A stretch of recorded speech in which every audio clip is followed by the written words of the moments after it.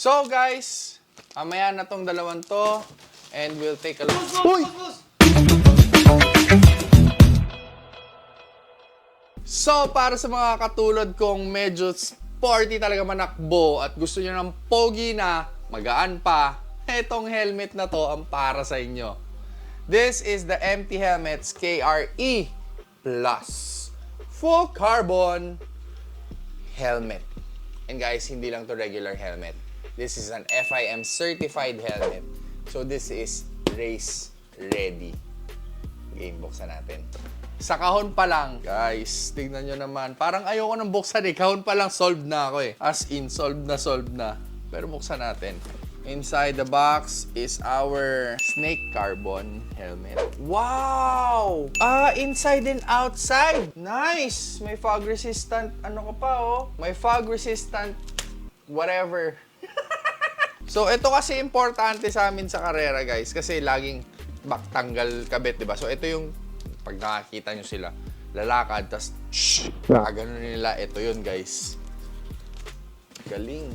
Of course, an extra windshield visor.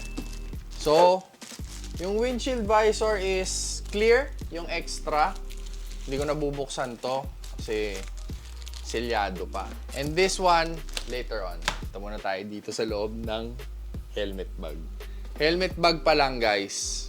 Ibang-iba na. Amoy, ang sarap amuyin. Snake Carbon.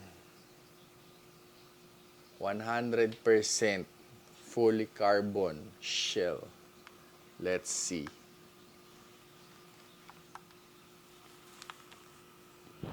Oh! Oh! Ganda par! Oh my goodness! Oh my goodness gracious!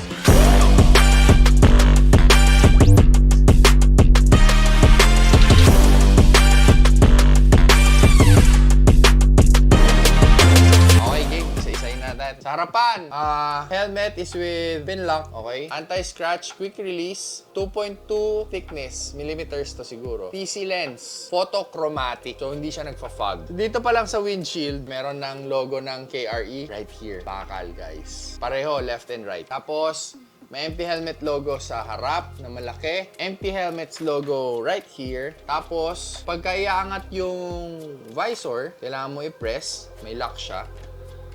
Then, lahat may bawat stages naglalak. 1, 2, 3, 4, 5. So, 5 stages ng pag-angat. And, it's not dual visor. Syempre, since FIM certified nga to at race helmet, bawal na bawal po ang dual visor. So, sa mga gusto ng dual visor, hindi po pwede to sa inyo. Okay? Now, this is eyeglass ready, guys. Very nice. Ayan o, eyeglass ready siya. So, kung meron kumakarera na mabalabo ang mata, pwede sa inyo to. Nice! Balik na natin yung windshield. Then, air vents both sa taas.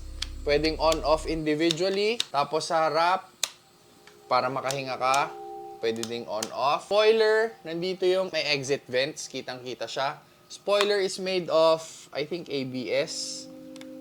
Yes. Allen screws ang nakalagay. So, kung gusto nyong palitan, pwede siyang palitan. Or if mabasag, diba? Pwede rin palitan. At the back, MT Helmets logo, ECE sticker, DOT sticker, size, and ICC sticker. Size ko is XL. Weight ng XL is 1,530 grams, which is 1.5 kilos. Not bad for an XL. Tapos may KRE in red dito. Since ang gamit ko is black na Snake Carbon design.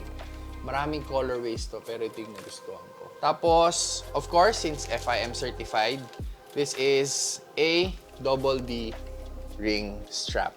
Okay? Then, ano tong mga to? Stickers! There's a bunch of stickers right here. Then, inside, comms ready. So, pwede ka maglagay ng comms. Pag nasa ilalim, may malaking KRE dito.